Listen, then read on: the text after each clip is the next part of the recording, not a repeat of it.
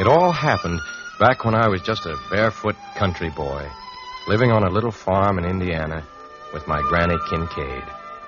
Granny was a wonderful woman, and she was all the mother and father I ever knew. Between raising a growing boy and running the farm single-handed, Granny never knew an idle moment, and she saw to it that I didn't either. Mostly chores, of course, but on occasion, Granny would let me go into Fulton Corners on an errand. And that's where I was bound on a certain bright spring morning when all this began. I ran all the way so I'd get there in time to watch old train number 99 come a-chugging through the village on her way to Louisville. Always kept hoping someday I'd see it stop. And then, it happened. Old 99 was whistling for a stop. Everybody dropped what they were doing and headed for the depot.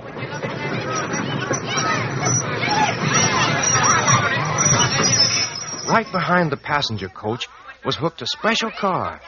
It was painted bright yellow, and on the side I read in big red letters, Dan Patch. Why, he's the greatest racehorse in the world. The great Dan Patch himself. Right in Fulton Corners. And they'd stopped the Limited just so that he could get some exercise. Take a good look at that horse, Jerry Kincaid. He's going to win $1 million before he's through. Yeah, he's a champion, all right. $1 million? I didn't know there was that much cash money in the whole world. Then his trainer said to me, Yeah, Dan Patch wants that apple you're eating, kid. All right, he can have it. They warm me, is it? Yeah, let's see. Yeah, it's all right. Go ahead, you can give it to him. Gee.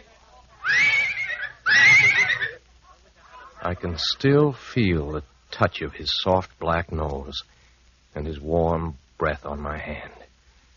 And it was right at that moment that my boyhood ambition was born.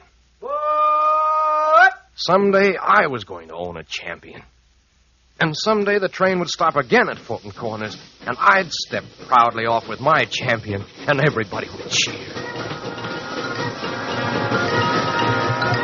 Oh, get out the way for old and Patch. Dee-diddle-di-diddle, old and Patch. Get out the way for old and Patch. Get out the way. Oh, get out the way.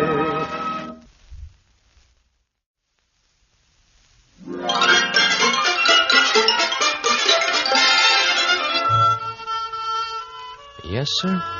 Somehow I had to get me a champion racehorse.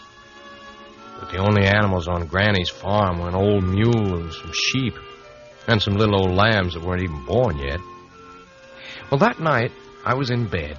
I had my scrapbook open, and I was pasting in a cutout picture of that wonderful Dan Patch racehorse, and wondering how I could get me a colt, when Granny came back in the house and called upstairs. Jeremiah!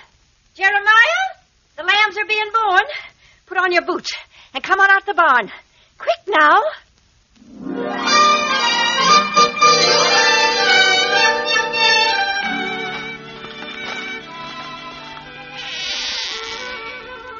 When we got out to the barn, Granny let me hold the lantern and we looked in the sheep pens. There was woolly old Jezebel, and lying on the straw beside her was her white baby lamb, nursing away hearty and healthy. But suddenly I heard a sound from over in the far corner of the pen. Something seemed to be moving in the shadows over there. It was another baby lamb, and he wasn't white like lambs are supposed to be. He was black all over. I went into the pen and picked him up in my arms. Granny, look. Jezebel's got twins. Gee, ain't he a beauty? Black as a lump of coal. You hungry, little fella? Hold still, Jezebel. This little fella's hungry, too. But that stubborn mother sheep just butted her little black baby away. And I said, What's the matter with her? She crazy? Oh, sometimes they're like that with twins, especially when one of them's black. Let me take care of him, Granny. I'd feed him and take care of him and everything, Granny. Oh, he'd grow up to be underfoot and, I know the nature of these black sheep. Look at his face, Granny. Hasn't he got a cute little face? Wicked little face, if you ask me. You gonna let me keep him? Well, we'll see. So Granny softened up, as she most always did. And I traded in my dream of a champion racehorse for a no-count little old black lamb. But I had a funny feeling that something good was going to come of it. That little black lamb had happened along just at that particular time for a reason. And that's the way it turned out. Oh, Jerry had a little lamb, Baba black sheep. Yes, ma'am, get out the way for Jerry's lamb. Get out the way.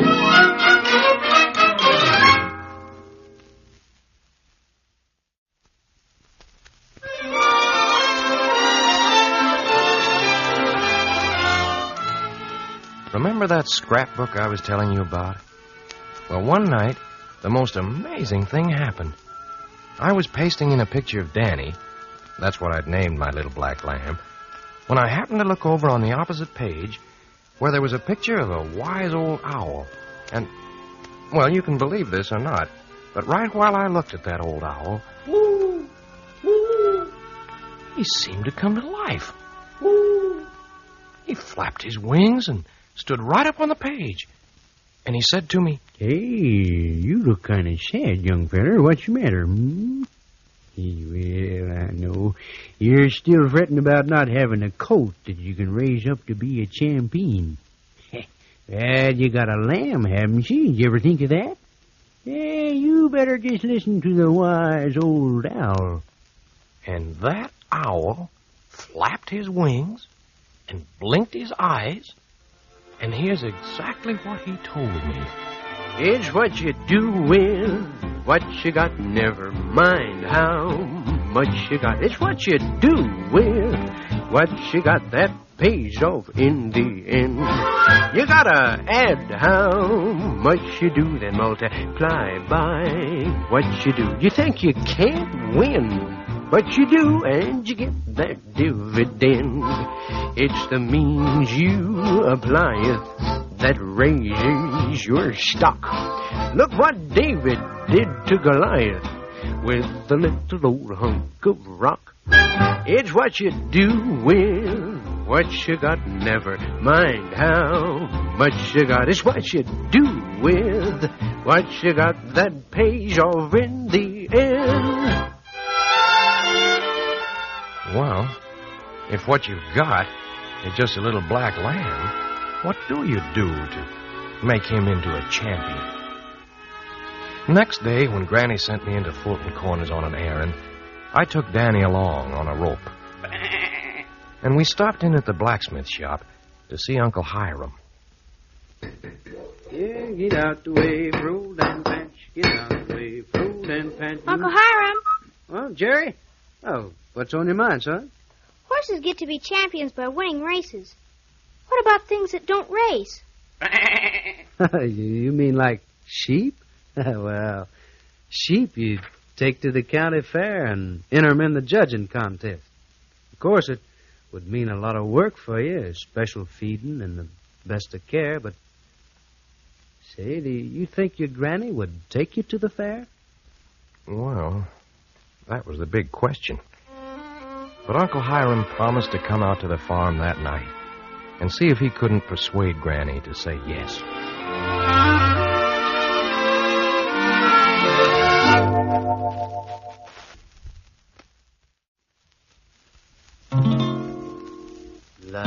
Lavender blue, dilly dilly, lavender green. If I were king, dilly dilly, I'd need a queen.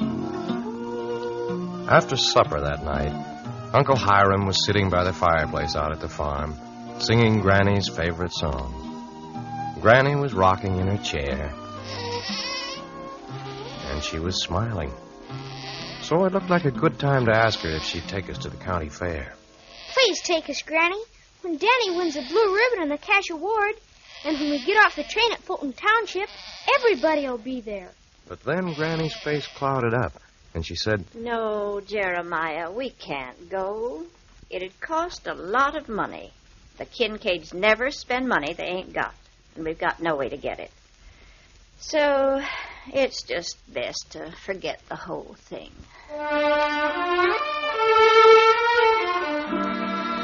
I went upstairs to bed that night, feeling pretty low. There just wasn't any way to get all that money. And then I looked over to the scrapbook, and that wise old owl seemed to stand right up on his page again. He shook his wings hard like he was scolding me, and here's what he told me this time. Now, where there's a will, there's a way to do it. But you'll never get there if you don't stick to it. Now, let me tell you about a feller who had the right stuff and wouldn't give up even when the going got rough. Now, Christopher Columbus, living in Spain, showed capacity for using his brain, studied his geography and had it down pat. Said, I'm gonna prove that the world ain't flat. Because he thought he was right, Queen Isabella one night gave him 3 small boats. 1, 2, 3. Boats were kind of leaky. He started to sail. Came a hurricane, a furious gale. Sailors started yelling, Chris, turn back on that eventful day. What did Columbus say? Why, he said, stick to itivity. If you got that stuff called stick to itivity, you're gonna do all right. Old man adversity is gonna have his bluff called stick to itivity. Never lost a fight, yes sirree. Yes, sirree, that old owl was right again. I'd stick to it, and somehow I'd earn that money for the county fair. By applying stick to itivity. If you got that stuff called stick to itivity, you're gonna do all right. You're gonna do all right.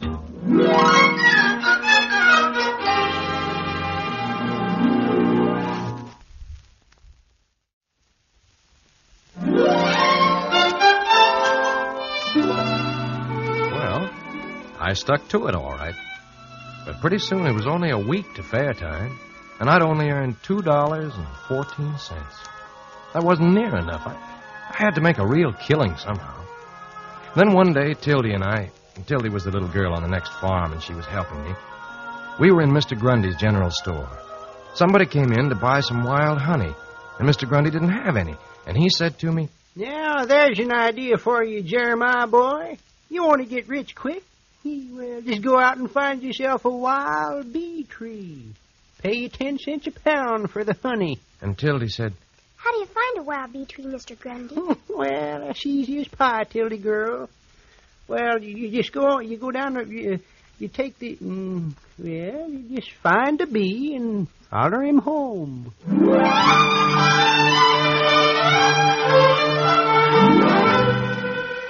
Find a bee and follow him home. We didn't know that Mr. Grundy was only joking. And it was lucky we didn't, because we did exactly what he said. And a couple of days later, way down in the dark swamp, we found the bee tree. The hollow trunk was stuffed full of wild honey. And next day, when Uncle Hiram drove me home from the store, he sang, Jerry Kincaid followed a bee till he come to a cottonwood tree, sawed that tree off to the ground. 2 tubs of honey was what he found. That load of honey got the money for the fair. Jerry Kincaid's a millionaire. The storeman paid 10 cents a pound. Wait till Granny sees the money Jerry found. I could hardly wait to see Granny's face when I showed her all that money. But when we drove up to the barn, Granny ran out to the wagon crying, Have you seen Tildy? You know how much money I got here, Granny? My land, not now. I'm trying to tell you that Tildy's lost. She brought a load of clover up here to feed that fool lamb. And when she opened the gate, it bolted for the deep woods. What business she have opening that gate? What'd you let her do it for? Jeremiah. Which way Danny go? Well, down by Indian Creek. But they ain't there now. I've searched every inch of it. Come back here, Jeremiah. Oh, drat that boy. All he cares about is that fool lamb. Danny was lost in the swamp. And the fair was the day after tomorrow. I had to find him. I had to.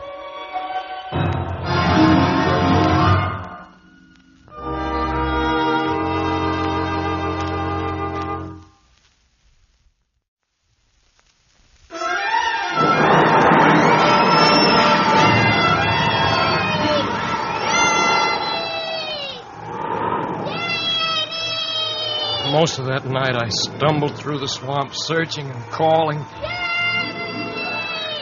Well, if only I could see something. But it was pitch dark in the swamp, and the rain was beating in my eyes and blinding me. I was almost frantic. The dogs were abroad in the swamp. The wild dogs that the farmers call the sheep killers. I had to find Danny before they got him and killed my dream. My blue ribbon and my cash award. If only I could see something. And then, I don't know what time it was, but long after midnight probably, I saw a light bobbing in the distance. It came closer. I ran stumbling toward it. It was Granny. Oh, Granny, I gotta find him. I just gotta find him. Land's sakes, boy. Why, you're just soaked to the bone. I heard the dog. Come along home. You can't find Danny at night in this here storm. Come along Granny! now. So, Granny took me home and put me to bed. The wind and the rain were still howling against the windows. It just didn't seem right that after all my work, after even getting the money for the fair, at the last moment, my chance to own a champion was being snatched right out of my hands. Granny heard me crying and came into the bedroom to comfort me. Now. Maybe Danny found a holler log and crawled into it where the dogs can't find him. However it is, it's beyond our earthly power to help. He ain't dead. He ain't dead. I didn't say he was. I'm only trying to tell you to remember that the Lord giveth and the Lord taketh away. Well, he can't have him. He can't take Danny. You're not telling the Lord what he can do or can't do. The Lord will do the telling. I just turned my face away. I wouldn't listen. No, Jeremiah, you can't do this. You started out by loving the lamb. That's why I let you keep him. But you don't love that lamb anymore. What you love is blue ribbons and cash awards. You ain't thinking of that lamb. You're just thinking about yourself. I'm going to leave you alone now, Jeremiah. You know what's right, but you'll have to find it in your own heart to do what's right.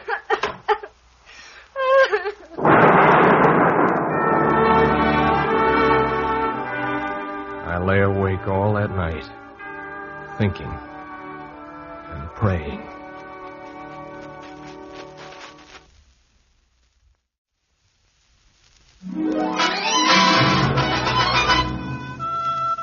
Next morning, soon as it was light, I was up and dressed and out in the woods to hunt for Danny.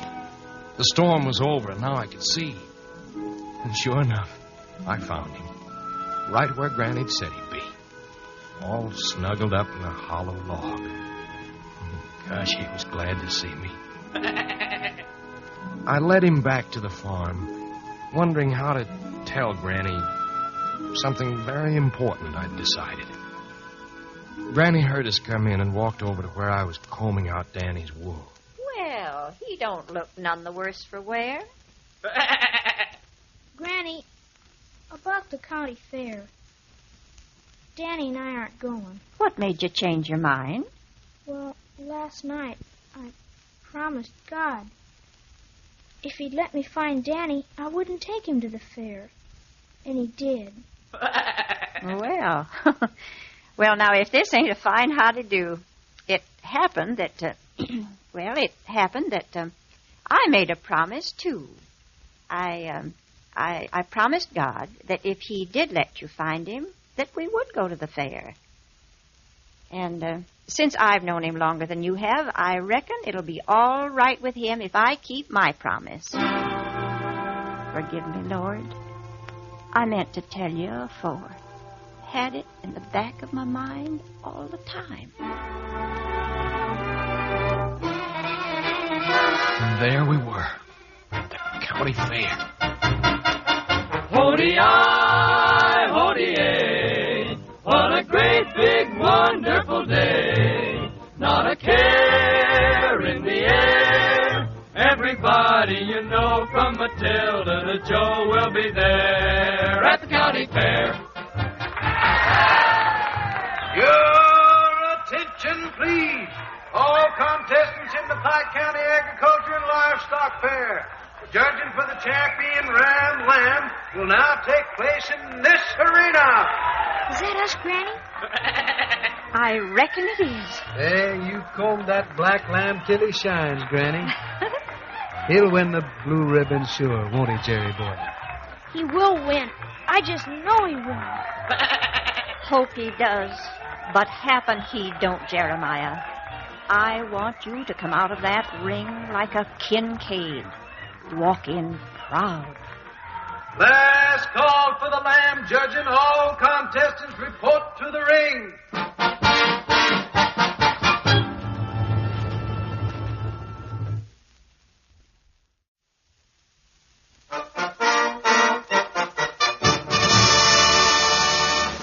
Your attention, please. The judging for the champion Ram Lamb of the Pike County Fair is now taking place in the main arena. As I stood up there in the ring beside Danny, in a line with the other contestants, I was so scared my knees knocked together. Hundreds of people were watching us. The judge inspected the lambs one by one, and then he went over to one side and talked with the committee. Once he looked back over his shoulder at Danny and me, and Danny went... At last, the judge came back to the platform and held up his hand. Ladies and gentlemen, for the champion Ram Lamb, your judging committee has awarded the blue ribbon to Mr. Marshall.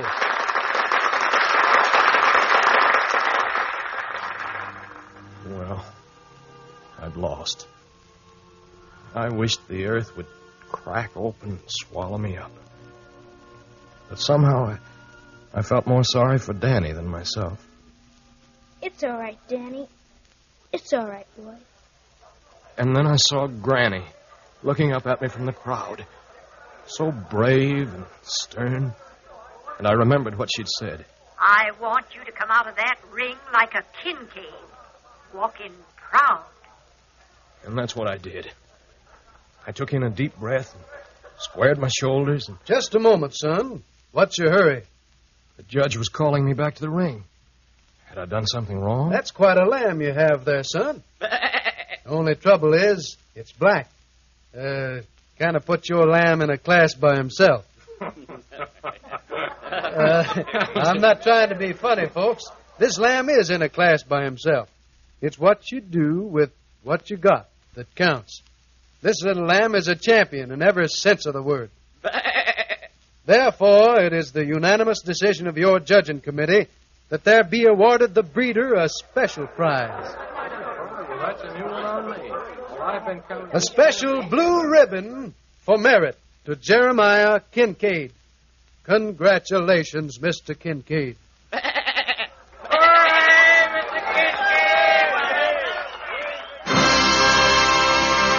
Get out the way for Jerry's lamb. Die-diddy-do, diddy Jerry's lamb. Get out the way for Jerry's lamb. Get out the Well, way. that's exactly the way it Get happened. out the way. I'll never forget the homecoming. Getting off the train at Fulton Corners and leading my champion as all the folks cheered. And though the blue ribbon is faded now, it still shines bright in my memory.